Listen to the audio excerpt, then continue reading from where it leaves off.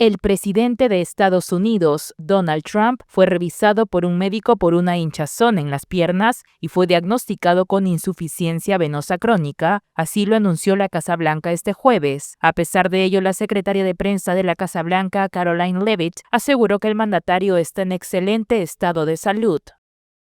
Estados Unidos deportó a 5 hombres, entre ellos un cubano, al reino de Eswatini, un pequeño país vecino de Sudáfrica. Según el Departamento de Seguridad Nacional, las personas deportadas son extranjeros ilegales delincuentes y habían sido condenados por delitos que iban desde violación de menores hasta asesinato.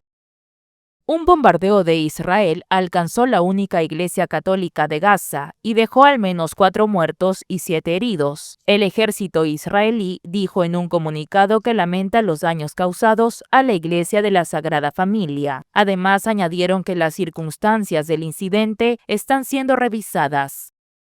Como parte de un acuerdo alcanzado en las conversaciones de paz en junio, Rusia entregó a Ucrania los cadáveres de 1.000 soldados caídos en la guerra. Según el comunicado, Rusia había afirmado que se trataba de ciudadanos ucranianos, incluidos soldados.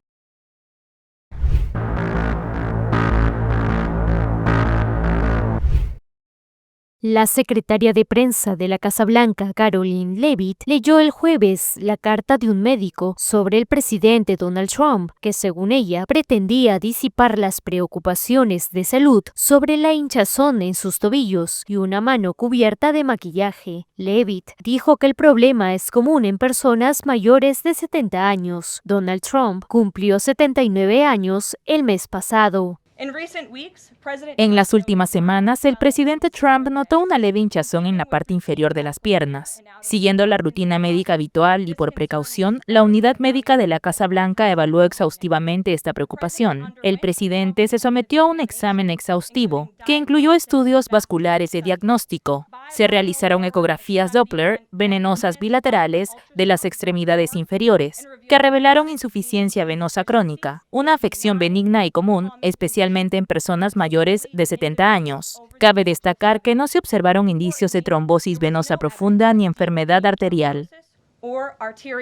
La insuficiencia venosa crónica es una afección en la que las válvulas del interior de determinadas venas no funcionan como deberían, lo que puede permitir que parte de la sangre se estanque o acumule en las venas. Cada año se diagnostica a unas 150.000 personas y el riesgo aumenta con la edad. Los síntomas pueden ser hinchazón de las piernas o los tobillos, dolor o calambres en las piernas, varices, dolor o cambios en la piel. El tratamiento puede consistir en medicación o en etapas posteriores en procedimientos médicos. A menudo se aconseja a las personas que pierdan peso, caminen para hacer ejercicio y eleven las piernas periódicamente, y a algunos se les puede recomendar que lleven medias de compresión. Los casos graves pueden provocar complicaciones como úlceras en las piernas. Los coágulos de sangre son una causa, pero Leavitt dijo que eso fue probado y descartado. También dijo que los moretones en la mano de Donald Trump que han sido cubiertos con maquillaje son consistentes con la irritación de su frecuente apretón de manos y el uso de aspirina. Leavitt dijo que el presidente se mantiene en excelente estado de salud. Además, prometió hacer pública la carta del médico. Estados Unidos deportó a 5 hombres, entre ellos un cubano, al reino de Eswatini, un pequeño país vecino de Sudáfrica. Los hombres, que el Departamento de Seguridad Nacional describió como extranjeros ilegales delincuentes, son ciudadanos de Cuba, Jamaica, Laos, Vietnam y Yemen y habían sido condenados por delitos que iban desde violación de menores hasta asesinato. Con un tamaño similar al de Nueva Jersey, Eswatini, antes conocida como Suizalandia, está gobernada por un monarca con poder absoluto. El miércoles, las autoridades informaron que 5 deportados estadounidenses se encontraban recluidos en unidades aisladas en sus cárceles, reconociendo la preocupación generalizada, pero insistiendo en que los deportados no representan una amenaza para el país ni para sus ciudadanos. A principios de este este mes, el gobierno estadounidense envió a 8 migrantes de varias nacionalidades, entre ellos 2 cubanos y un mexicano, a Sudán del Sur después de que un tribunal levantara las restricciones para enviar a personas a países con los que los detenidos no tienen vínculos. Si bien las deportaciones masivas de la administración de Donald Trump a las cárceles de El Salvador han sido noticia mundial, la Casa Blanca también ha intentado discretamente llegar a acuerdos con varios países africanos para que acepten a deportados originarios de otros países. La agresiva represión migratoria del presidente Donald Trump se ha topado con obstáculos logísticos, ya que algunos países se niegan a aceptar a sus ciudadanos o lo hacen solo de forma limitada. Algunos de los países contactados por Estados Unidos, como Nigeria, han denunciado las presiones para aceptar a deportados extranjeros. La misión de Estados Unidos en Nigeria insistió en que los cambios de visas no se deben a la postura de ningún país respecto a los deportados de terceros países, sino a la protección de los sistemas de inmigración estadounidenses. Estados Unidos está ejerciendo una presión considerable sobre los países africanos para que acepten la deportación de venezolanos, algunos recién salidos de prisión, dijo el ministro de Asuntos Exteriores de Nigeria, Yusuf Tugar, en una entrevista televisada la semana pasada, citando el anuncio de Washington sobre el aumento de aranceles y las recientes reducciones en la validez de las visas. La decisión de Eswatini de acoger a los deportados estadounidenses ha generado una desaprobación pública generalizada, tanto por el riesgo percibido en torno a su presencia como por la imagen que Estados Unidos presenta al país como un tercer país seguro. La llegada de deportados estadounidenses también ha generado controversia en Sudáfrica, cuyas relaciones con Estados Unidos se han deteriorado durante el gobierno de Donald Trump. Una fuente del gobierno sudafricano dijo a CNN: existe la sensación de que algunos dentro de la administración de Donald Trump podría estar utilizando esto, la deportación de prisioneros a Eswatini, para desestabilizar a Sudáfrica, dada la porosidad de sus fronteras y la difícil situación económica del país.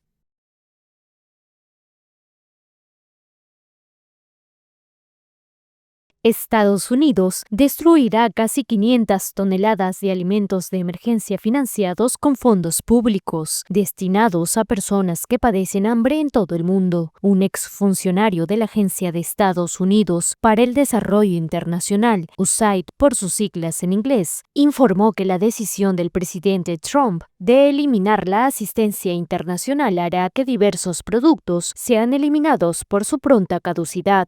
Antes de que el gobierno desmantelara la USAID, alegando presunto despilfarro y fraude, el personal llevaba un registro de las fechas de caducidad de la ayuda alimentaria. A medida que se acercaban las fechas, contactaban a sus colegas para ver quién la necesitaba, explicó el exfuncionario, o la donaban. Las galletas ricas en energía y nutrientes llevan meses almacenadas en un almacén de Dubái. Diversas autoridades aseguran que las galletas almacenadas podría haberse enviado a lugares que la necesitaban desesperadamente como Gaza. Un portavoz del Departamento de Estado confirmó que los alimentos de emergencia serán destruidos porque no pudieron utilizarlos antes de su fecha de caducidad. El lote vencido se adquirió durante el gobierno anterior como medida de contingencia para cubrir necesidades superiores a las previstas, lo que impidió agotarlo antes de su vencimiento. Desafortunadamente, este riesgo forma parte de la necesidad de estar siempre preparados para responder a necesidades humanitarias vitales con productos consumibles en lugares remotos de todo el mundo, afirmó. En un comunicado, indicaron que las galletas están específicamente destinadas a poblaciones que se desplazan de un lugar a otro como tras un desastre natural o huyendo de un conflicto. Actualmente tenemos galletas de alto valor energético en almacenes de todo el mundo para quienes más lo necesitan. Siempre buscamos evitar la destrucción de productos y hacemos todo lo posible por encontrarle usos alternativos.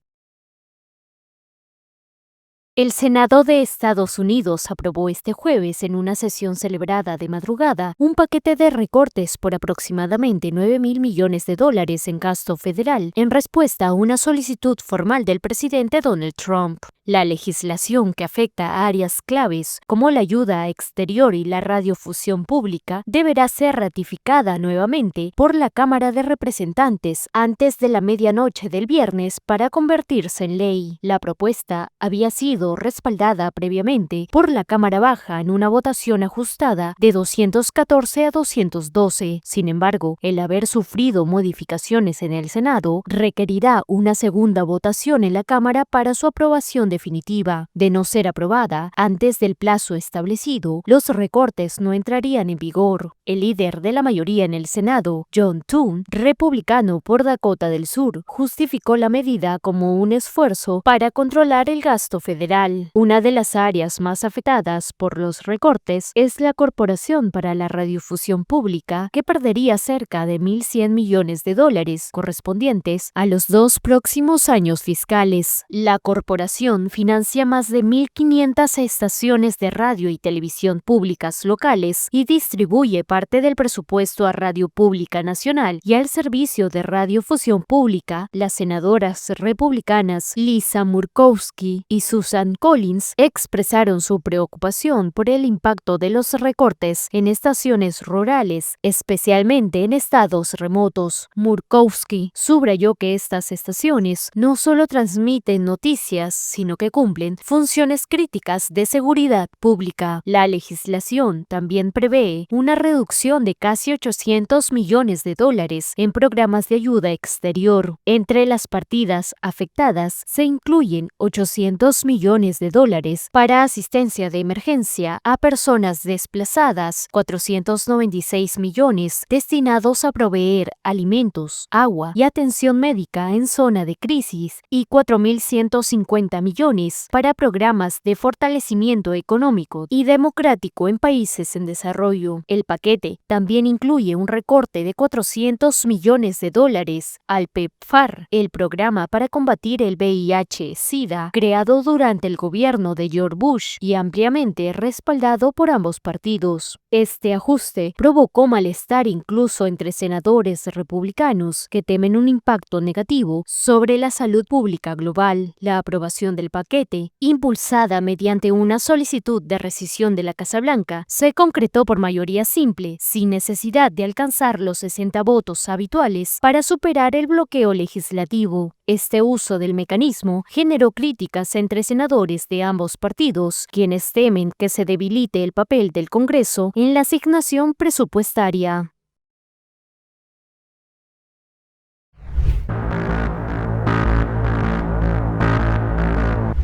Como parte de un acuerdo alcanzado en las conversaciones de paz en junio, Rusia entregó este jueves a Ucrania los cadáveres de 1.000 soldados caídos en la guerra. Según el comunicado, Rusia había afirmado que se trataba de ciudadanos ucranianos, incluidos soldados. Los cuerpos de 1.000 personas fallecidas han sido devueltos a Ucrania, afirmó en un comunicado del organismo gubernamental ucraniano que coordina el trato a los prisioneros de guerra. Las autoridades ucranianas procederán ahora a identificar los restos mortales recibidos de Rusia para entregárselos a sus familias. Además de negociar el canje de cuerpos de soldados fallecidos, se acordó el intercambio de prisioneros gravemente heridos y aquellos menores de 25 años bajo el formato de todos para todos. Kiev presentó pruebas recientemente de que las autoridades rusas enviaron a Ucrania restos mortales de soldados rusos, como si estos fueran combatientes ucranianos. El negociador ruso y asesor del Kremlin, Vladimir Medinsky, afirmó que Kiev había transferido a cambio los restos de 19 soldados rusos muertos. Publicó fotos en las que se veía personas con trajes médicos blancos sacando bolsas blancas con cadáveres de la parte trasera de camiones frigoríficos. Los intercambios de soldados capturados y la repatriación de restos mortales se han producido con regularidad a lo largo del conflicto. y son de las pocas iniciativas diplomáticas exitosas entre las partes. Rusia y Ucrania acordaron a principios del mes pasado en Estambul intercambiar los cuerpos de 6.000 combatientes caídos que habían quedado en manos del enemigo. Las dos rondas de negociaciones celebradas en Estambul entre Moscú y Kiev no han logrado ningún avance hacia un alto al fuego, sino que han dado lugar a intercambios de prisioneros a gran escala y acuerdos para devolver los cadáveres de los soldados fallecidos. Rusia anunció además su intención de entregar a Ucrania los cuerpos de 6.060 militares muertos, lo que fue cumplido para el 16 de junio. El 27 de junio, el presidente Vladimir Putin reafirmó que Moscú está listo para celebrar una tercera ronda del diálogo directo con Ucrania, en un lugar y en una fecha que todavía están por acordarse. Además, dijo que Rusia está dispuesta a entregar a Kiev casi 3.000 cuerpos más de combatientes caídos. Al ser el lado ruso el que avanza en el frente, el número de cuerpos de soldados ucranianos que quedan en manos enemigas es mucho mayor que el número de soldados rusos que debe recoger del campo de batalla el ejército ucraniano.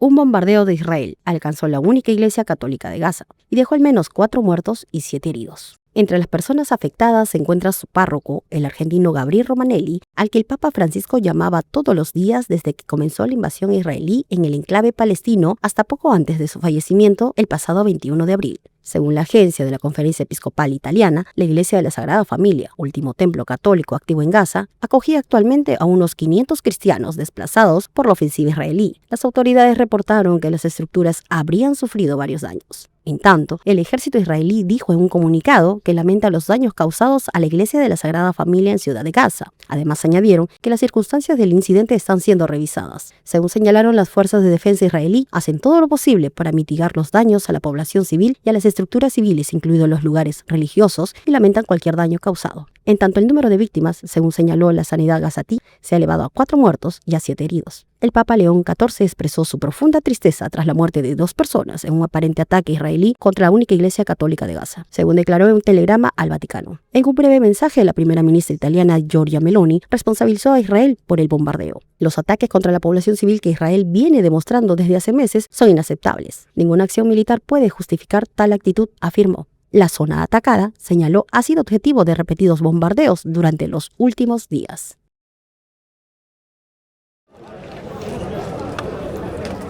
El ejército sirio informó el miércoles que empezaría a retirarse de la ciudad de Sueida tras el pedido de Estados Unidos y bombardeos de Israel en Damasco. Instamos al gobierno sirio a que retire sus fuerzas armadas para que todas las partes puedan reducir la tensión y encontrar una salida. Creo que ese es obviamente el objetivo, dada la naturaleza de lo sucedido y la afirmación del secretario de que se trató de un malentendido. Él se muestra optimista de que esto se puede lograr. De acuerdo con el último balance del Observatorio Sirio de Derechos Humanos, más de 350 personas murieron desde el inicio de los combates entre drusos y tribus beduinas sunitas, desencadenados el domingo por el secuestro de un comerciante de verduras druso. Las fuerzas del gobierno sirio fueron desplegadas el martes en la ciudad de Sueida, hasta entonces en manos de combatientes drusos. El Observatorio Sirio de Derechos Humanos, testigos y grupos drusos las acusaron de numerosos abusos, como ejecuciones de civiles y saqueos. Israel, que ocupa y se anexionó la mayor parte de los altos del Golán sirios, donde vive una importante población drusa, había reiterado en los últimos días que no permitiría presencia militar en el sur de Siria, cerca de su frontera. El miércoles bombardeó el cuartel general del ejército sirio en Damasco, en pleno centro de la ciudad. Las autoridades sirias denunciaron la peligrosa escalada de Israel tras los ataques y reafirmaron el derecho de Siria a defender su territorio y su pueblo. La violencia en Sueida ilustra los retos a los que se enfrenta el gobierno interino de Ahmed al-Shara, desde que él y una coalición de grupos rebeldes sunitas derrocaron al presidente Bashar al-Assad en diciembre, en un país marcado por casi 14 años de guerra civil. El ejército israelí comenzó este jueves la construcción de un muro junto a las vallas fronterizas con Siria. El objetivo es el de impedir nuevos cruces no autorizados tras el paso masivo de cientos de drusos desde ambos lados. Fuentes de seguridad israelíes confirmaron que durante el día se reforzarán las barreras. Mientras tanto, soldados escoltan camiones cargados con bloques de hormigón que ya están siendo colocados en la zona. Según el ejército, no se han registrado nuevas protestas ni incursiones desde anoche. Sin embargo, en territorio sirio, tropas israelíes continúan operativos para ubicar a quienes cruzaron y retornarlos a los altos del Golán bajo control israelí. Desde el martes, se han reportado múltiples cruces de drusos entre Siria e Israel. El miércoles, se estimó que unas 1.000 personas atravesaron la frontera, en protesta por los recientes enfrentamientos entre drusos y beduinos en Al-Sueida, ciudad siria de mayoría drusa. En los altos del Golán, ocupados por Israel desde 1967, viven unos 24.000 drusos sirios. Aunque solo un 20% posee ciudadanía israelí, el sentimiento de pertenencia a Israel ha ido aumentando, sobre todo entre jóvenes.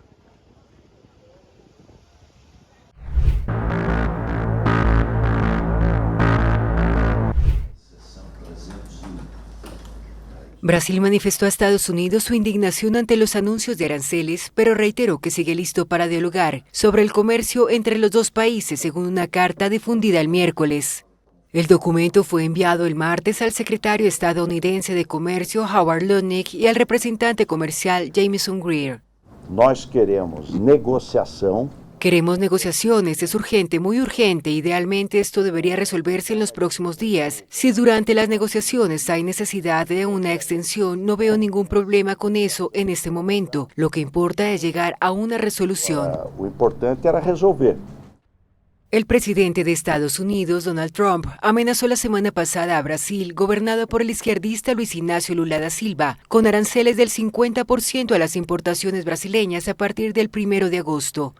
En la carta oficial, el gobierno brasileño manifestó su indignación por la medida y alertó sobre los posibles efectos económicos de esas tasas.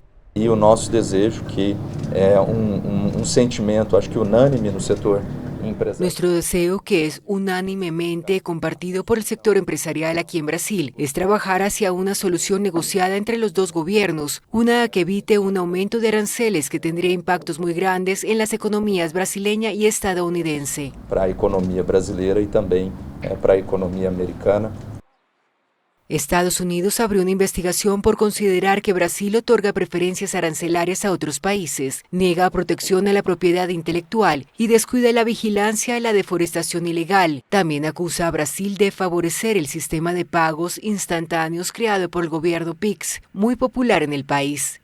Não é a primeira vez que... Esta no es la primera vez que se inicia una investigación de la sección 301. Ha ocurrido antes. Brasil respondió en ese momento y el tema quedó resuelto. Esta vez Brasil proporcionará una explicación. La inesperada crisis con Estados Unidos ha levantado la popularidad de Lula, quien ha invocado un mensaje de unidad nacional ante la injerencia estadounidense. El Salvador ha ganado $443 millones con el aumento de la cotización del Bitcoin. Hace casi 4 años, la criptomoneda empezó a ser adquirida por decisión del presidente Nayib Bukele. En septiembre de 2021, esa nación centroamericana que no tiene moneda nacional se convirtió en el primer país del mundo en comprar y poner a circular legalmente el Bitcoin a la par con el dólar. Pero a pesar del empeño de Bukele, solo 8 de cada 100 salvadoreños reportaron haber utilizado el Bitcoin en 2024, según el Instituto de Opinión Pública de la Jesuita Universidad Centroamericana. El trabajador Gerardo Morán, a sus 20 años, ahorra cada mes en Bitcoin una parte de su salario y ya tiene su propio automóvil. Como unos $200 y lo hacía mediante una billetera de Bitcoin, o sea, no tuve que ir al banco a depositar ese dinero para poder hacer la transacción, sino que incluso en eso dentro de Bitcoin nos ayuda a ser todavía más ágiles en ese aspecto, porque yo simplemente le decía, mira, ahí te voy a mandar lo de este mes, y ya le llegaba a él en cuestión de segundos. En diferentes puntos de El Salvador existen escuelas que instruyen sobre las ventajas de la criptomoneda. Lo más difícil para un estudiante es el miedo de expandirse a nuevos conocimientos, porque nosotros cuando estamos estudiando algo, cualquier cosa, tenemos ese miedo de que posiblemente sea bueno para mi vida o sea malo. Entonces, a los estudiantes les cuesta bastante comprender el por qué ellos van a utilizar Bitcoin y si es de beneficio para su vida. El Salvador acumula 6.240 bitcoins, equivalentes a 740,7 millones de dólares, según la estatal Oficina Nacional del Bitcoin.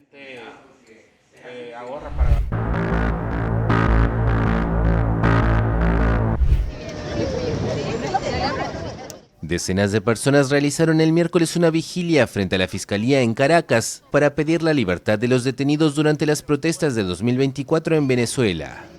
Familiares pidieron la revisión de casos de los presos políticos, algunos en proceso de juicio, para que sean excarcelados, como ya ha ocurrido con unas 1.900 personas. La Fiscalía prometió una reunión para el próximo martes. Yo creo que tenemos que hacer presión. Si nos quedamos aquí, unimos fuerzas. Y si estamos todas, pues para eso estamos, para apoyarnos. Y la idea es quedarnos acá y que nos den una respuesta más concreta y segura, porque si no hay una respuesta para el martes, nos volveremos a unir.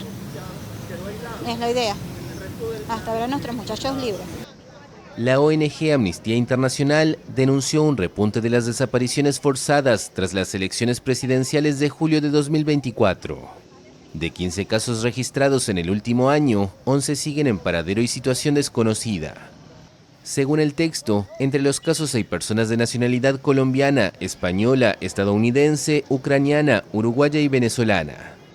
Amnistía Internacional dijo además que tiene la sospecha de que cientos de las miles de personas arrestadas arbitrariamente por motivos políticos luego de los comicios habrían estado en situación de desaparición forzada en algún momento, aunque fuera por un tiempo limitado.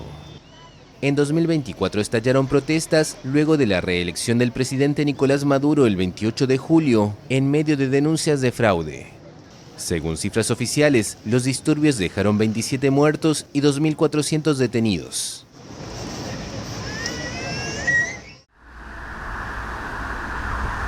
Un grupo de hackers prorrusos acusado de lanzar miles de ataques online contra Ucrania y sus aliados fue desmantelado el miércoles por Europol y Eurojust. La red, conocida como NoName 05716, fue desarticulada gracias a redadas en 12 países, según informaron esas agencias de cooperación policial y judicial.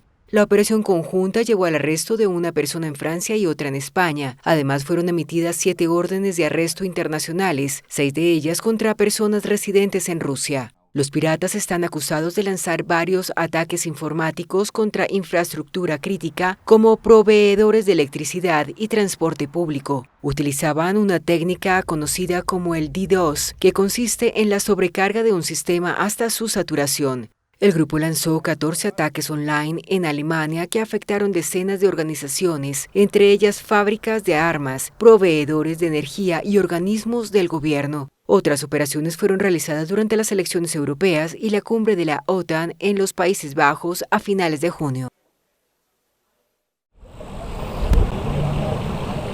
Lluvias torrenciales en Corea del Sur. Las autoridades indicaron el jueves que al menos 3 personas murieron y 1 millar tuvieron que ser evacuadas. Los fallecimientos se produjeron en la provincia de Chungcheong del Sur, en el oeste del país. Fue desgarrador, el cielo se vino abajo. El agua llenó completamente el interior del local, los sofás, refrigeradores, muebles e incluso las computadoras estaban flotando. Sinceramente me sentí como si estuviera muerta.